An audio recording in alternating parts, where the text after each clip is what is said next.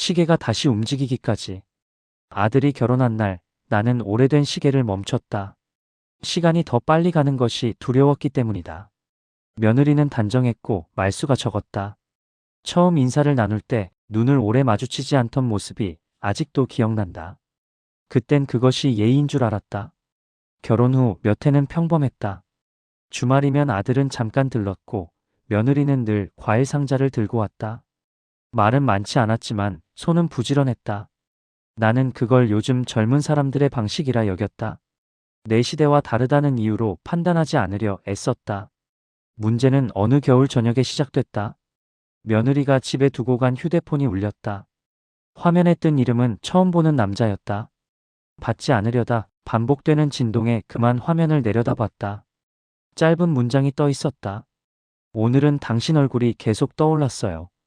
그 문장은 소리 없이 방안을 무너뜨렸다. 나는 아무 말도 하지 않았다. 그날 밤 시계는 다시 움직이기 시작했다. 멈춰둔 시간이 한꺼번에 흘러나오는 것처럼. 며칠 동안 나는 며느리를 유심히 보았다. 밥을 차릴 때의 손놀림, 아들의 말을 들을 때의 고개 각도, 웃을 때 잠깐 사라지는 눈빛. 모든 것이 이전과 같았고 그래서 더 견디기 어려웠다. 아무 일도 없다는 듯 흘러가는 일상이 가장 잔인하다는 걸 그 나이에 처음 알았다. 아들에게 말해야 할지 수없이 고민했다. 그러나 말하는 순간 내 노후는 증인이 된다. 말하지 않으면 공범이 되는 기분이었다. 어느 쪽도 쉬운 자리는 아니었다. 결정은 며느리와 단둘이 마주한 날 내려졌다. 차를 내오며 나는 아주 담담하게 말했다. 요즘 많이 힘들어 보이네. 그 말에 며느리는 처음으로 울었다. 변명도 해명도 없었다. 다만 오래 참아온 사람처럼 울었다. 그날 나는 알게 되었다. 이 일은 누군가의 악의만으로 생긴 게 아니라는 걸. 외로움은 늘 조용히 틈을 만든다는 걸. 하지만 이해와 용서는 다른 문제였다. 나는 며느리에게 단 하나만 말했다. 이 집안에서 가장 먼저 생각해야 할 사람은 내가 아니라 내 아들이다. 그 이후의 선택은 그들의 몫이었다. 아들은 결국 알게 되었고 집은 한동안 폐허 같았다. 말보다 침묵이 많았고 침묵은 늘 밤에 무거웠다. 나는 더 이상 조언하지 않았다. 부모가 할 수 있는 최선은 결정의 자리를 비워주는 일이라는 걸 깨달았기 때문이다. 아들이 떠날지 남을지 용서할지. 그 선택은 아들의 인생에 속해 있었다. 시간이 흘렀다. 그들은 아직 함께 산다. 완전히 회복되지는 않았다. 그러나 나는 안다. 어떤 상처는 낫는 것이 아니라 함께 늙어간다는 것을. 지금도 가끔 며느리를 본다. 예전보다 말수가 늘었고 눈을 피하지 않는다. 그 눈빛 속에는 죄책감과 다짐이 함께 있다. 나는 더 묻지 않는다. 노년이 할 일은 판단이 아니라 거리 조절이라는 걸 배웠기 때문이다. 시계는 여전히 간다. 이제는 멈추지 않는다. 시간이 흐른다는 건 아직 누군가의 삶이 끝나지 않았다는 뜻이니까. 봄이 왔지만 집안의 공기는 쉽게 풀리지 않았다. 아들은 출근 시간이 점점 빨라졌고 귀가 시간은 늦어졌다. 며느리는 예전보다 집안일을 더 열심히 했다.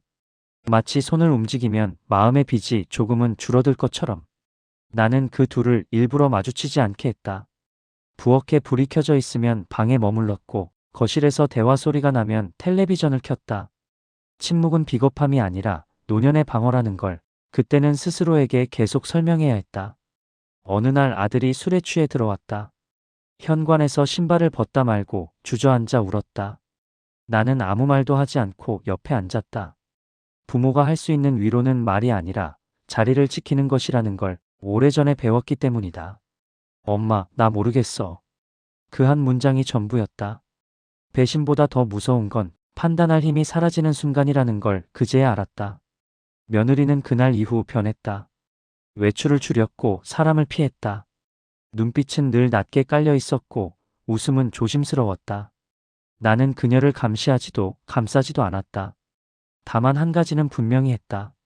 이 집에서의 신뢰는 다시 쌓는 것이지 덮어두는 것이 아니라는 것. 시간은 생각보다 무심하게 흘렀다. 사람이 다친 자리를 확인하지 않아도 계절은 바뀐다. 아들은 조금씩 웃음을 되찾았고 며느리는 조금씩 말을 늘렸다. 회복처럼 보였지만 나는 안다. 그건 회복이 아니라 적응이었다. 어느 저녁 며느리가 조심스럽게 말했다. 어머님, 저 잘하고 있는 걸까요?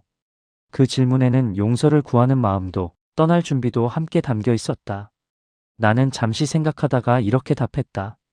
잘하려고 애쓰는 사람은 이미 잘못을 안고 사는 거야.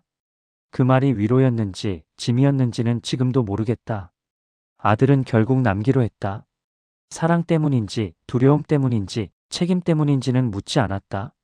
선택에는 늘 여러 이유가 섞여 있고 부모는 그 이유를 분리해 줄 수 없다. 나는 노인이 되어서야 이해했다. 가정은 정의로만 유지되지 않는다.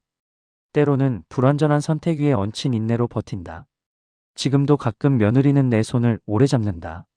말없이, 이유 없이. 그 손에는 여전히 떨림이 있다. 그 떨림이 사라지지 않기를 바란다.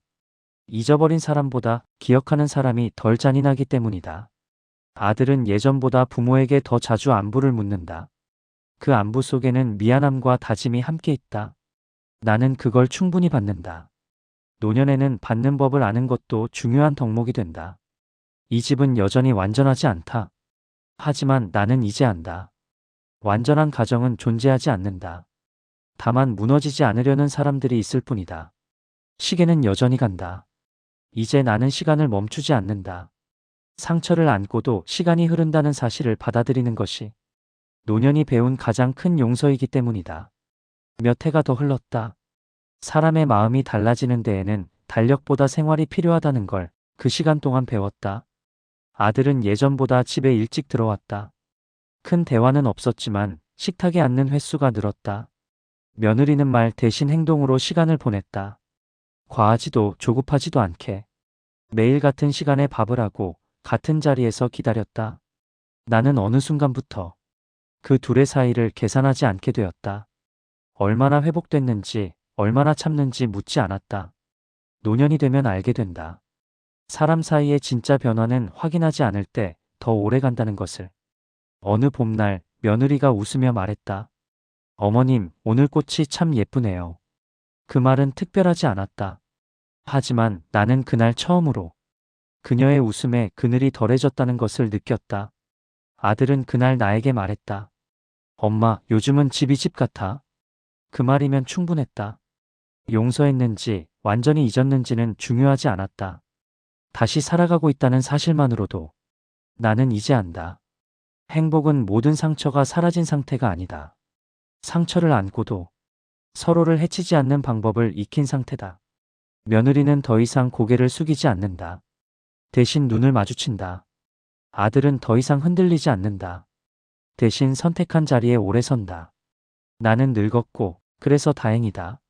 이 나이가 되어 보니 가족이란 완벽해서 유지되는 게 아니라 끝내 떠나지 않기로 한 사람들로 남는다는 걸 알게 되었기 때문이다. 시계는 여전히 간다. 하지만 이제 그 소리가 두렵지 않다. 이 집에는 더 이상 숨겨진 시간이 없기 때문이다. 행복은 소리 없이 온다. 크게 웃지 않아도 울지 않아도 그저 오늘을 무사히 넘겼다는 사실로 조용히 자리에 앉는다. 그리고 그것이면 노년의 나는 충분히 행복하다. 용서는 있는 일이 아니라 더 이상 그 일로 오늘을 망치지 않겠다는 선택이다. 프리드리히 니체